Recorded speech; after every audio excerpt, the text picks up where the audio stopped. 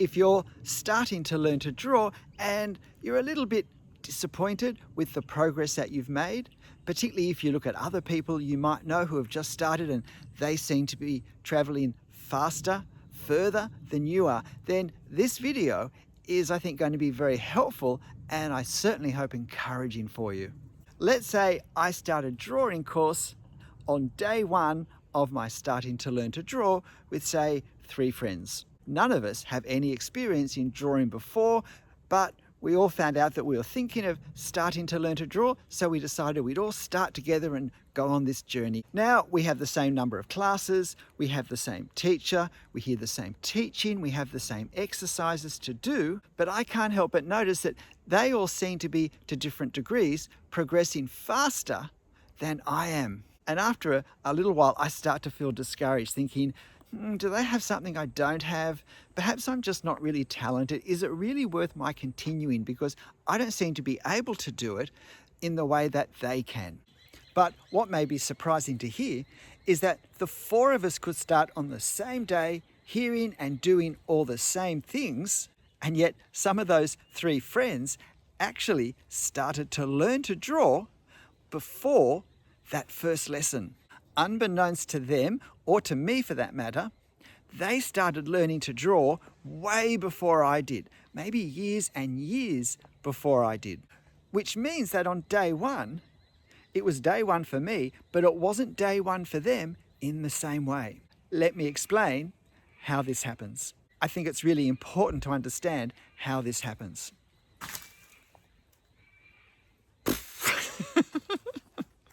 Now, it's natural on day one of a drawing course, if we've got no experience in drawing, to think that this course is going to be all about how to put the marks, the ink on the paper that will create the drawing, because the drawing's what I see at the end, the ink on the paper. And if at some point down the track my drawings aren't looking very good, it's because I clearly haven't learnt these technical skills very well, and I maybe just need to practice them some more.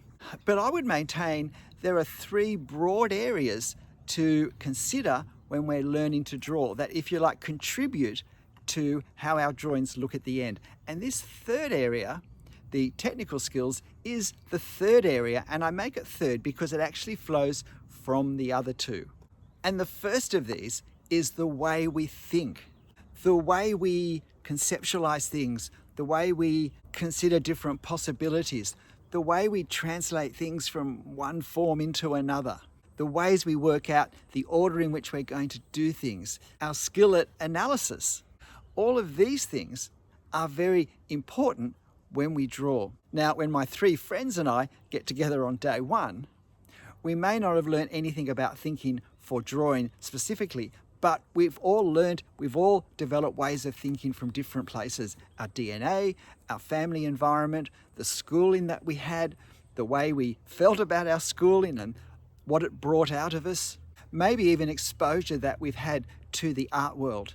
Now, if we were to compare those day one thought processes with how we're going to end up needing to think and process when we draw, for some of us, what we have on day one will maybe overlap a bit, maybe align in some places with ways of thinking I'm going to need to develop in learning to draw.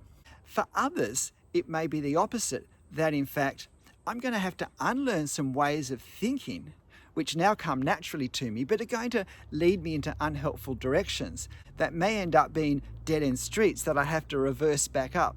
And I'll have to learn different ways of thinking, at least in regards to my drawing, from those. Now, all other things being equal, you would have to assume that for someone having ways of thinking that lines up with how they're going to have to develop thought processes in their learning to draw, that they're going to have what will look like a head start when comparing their progress to someone who may actually have to unlearn some things before they can start to learn. That unlearning may take a little bit of time. It's not that either of them is more capable than the other of learning this. It's just that they're not starting in the same place on day one. Now, the second broad area, which I think is crucial when we learn to draw, is learning how to observe the way we need to learn how to observe for drawing. And yet, all of us on day one have got observation skills that we've learnt already. Everyone who's got fully functional eyes has spent their entire life up to that point observing, looking at things. But generally, observing to draw is a very specific way of observing that's quite different from the sort of observation that's adequate for everyday life.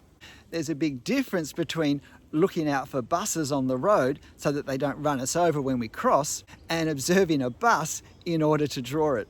In my experience, looking at my students' drawings, when there are significant issues with the drawing, it's not that they've lacked the technical skills in as much as they haven't observed what they needed to observe to have had a good chance of using those technical skills in the best way possible. And if I haven't observed what I need to see in order to draw it well, and if I don't realize that, and I start to put the pen on the paper, what I'm actually doing is guessing. I'm actually referencing not my reference, but all these other memories of what this sort of thing looks like under certain conditions in certain ways. And most of the time, these memories don't end up precisely matching what is actually in my reference. And again, if I look at myself and my three friends, some of us may have done things in our previous life up until day one of drawing class, which have prepared me in developing observational skills that I will use in my drawing. I don't know, maybe I collected stamps or coins and I got very used to examining them minutely, trying to find imperfections. And some of us may have had multiple areas where we've developed skills that will be very helpful when we start to draw. Maybe it's just the patience in observing things. So on day one, when we actually start to observe something to draw, who's going to have the advantage, even though none of us have done observation for drawing until the same point of time? Clearly, people who've done things that required them to develop those skills of observation will look like it's coming easier to them. It may look like they're more talented than one or two of the others in the group. But it's not talent, it's skills that have already been learned without realizing it and are being applied.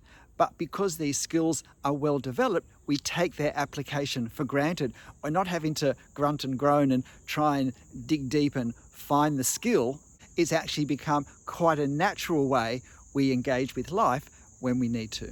As far as I can see, these two areas are so neglected in learning to draw input, even in courses, let alone if we're just navigating learning to draw through a series of one-off YouTube videos. So while all of us have to learn these skills if we're going to be able to draw, I think, in the way we'd like to, some of us have accidentally learnt some of these skills to some degree already. And I may have developed these skills, but I wouldn't even be aware that I was using them. I'd just be thinking, wow, I'm lucky, comes easier to me than for them. And the third broad area when we're learning to draw is the technical skills. It's the things that it's so easy to think is really what it's all about. How to hold the pen, how to draw straight lines, how to crosshatch, applying perspective when we draw. But even here with these things, some people have done things that give them some of these skills already. Perhaps, I don't know, woodworking, sewing, cooking, typing. Things that require fine motor skills, good hand-eye coordination, learning to maybe move the whole arm when we do something, strengthening the muscles, loosening our shoulders. Things that may not be obviously advantageous when we draw on day one, but one way or another make the whole process of putting marks on paper much easier than for someone who's got no experience really at developing these skills or preparing their body to move in certain ways. To an outsider, it may just look as if someone is more talented, which is a bit discouraging if it's not me in my group.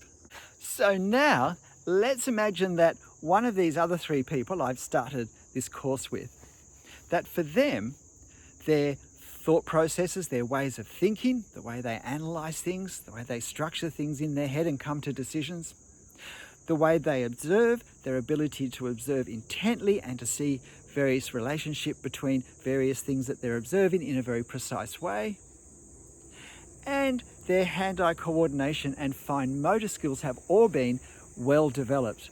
How much of a head start are they going to look like they have? How advanced are they going to seem to be in their drawing even on day one, compared to someone who has none of these things developed, or maybe even has numerous things to unlearn before they can really start to learn well?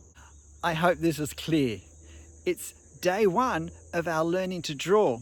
None of us have really done any drawing at this point, and we think we're starting it together, but we're not starting it together. Some of us have prepared without realizing it beforehand. And equally, some of us may have had a few stumbling blocks put in front of us beforehand as well. And we don't start to appreciate it until we start drawing. But because it's not obvious, we're not likely to think that a difference between my drawing and their drawing is because they've done all this stuff that we're not aware of.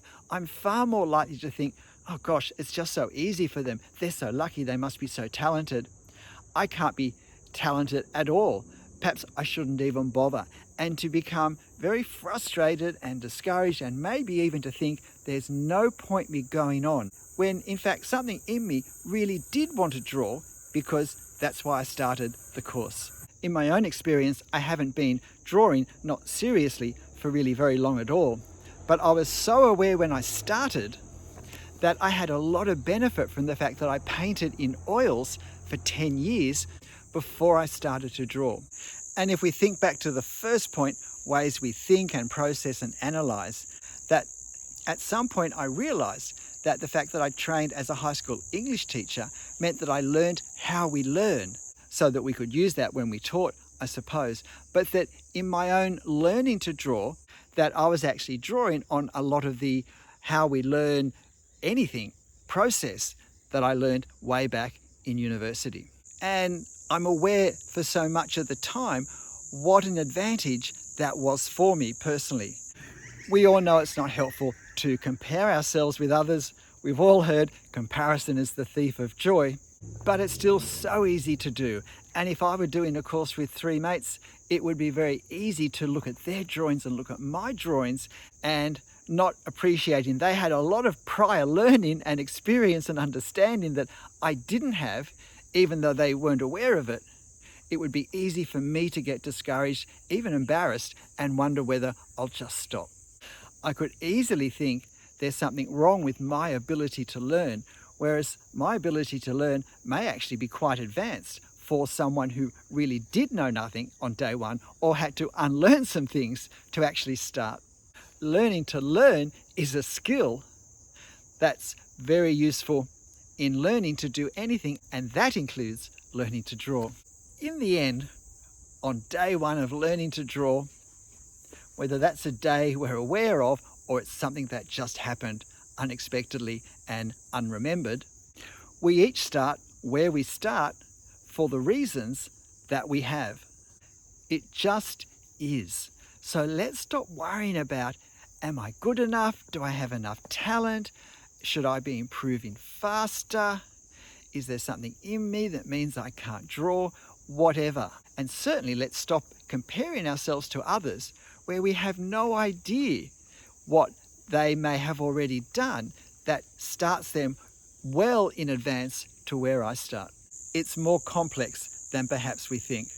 And I suspect that for most of us, we actually start slower than we expect because we've misunderstood what it's about. We've thought the drawing process is primarily learning techniques of ink on paper.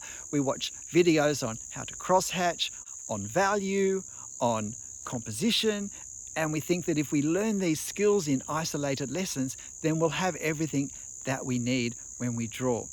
When in fact, it's the understanding of what the process of drawing is that guides me on which of these techniques to use, how to use them, when to use them. And that can discourage us because we don't realize the problem is simply that we didn't have the full picture. And again, we think we're not capable of using the skills. It's just that we haven't learned what we need to learn to be able to use them well and easily.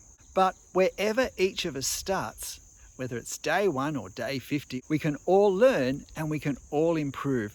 But the more we understand the process of learning to draw, in all its entirety, I think the easier this journey and the more productive it will be. And I certainly hope my drawing channel, my drawing videos, and this video in particular help you do that. But in the end, whatever our progress is, however far we've got, and whatever skills we've developed and are able to use, we need to make sure we have fun. I'll see you next time. Bye.